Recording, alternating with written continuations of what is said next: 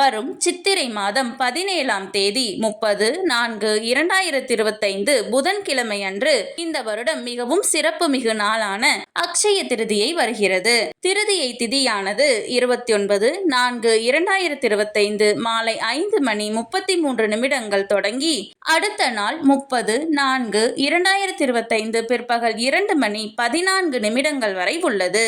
30/4/2025 அக்ஷய திருதியை அன்று மகாலட்சுமி மற்றும் குபேரரை வணங்கி பூஜை செய்ய ஐஸ்வர்யம் பெருகும். அன்று பூஜை செய்ய உகந்த நேரம் அன்று காலை 9 மணி முதல் 10:30 வரை ஆகும்.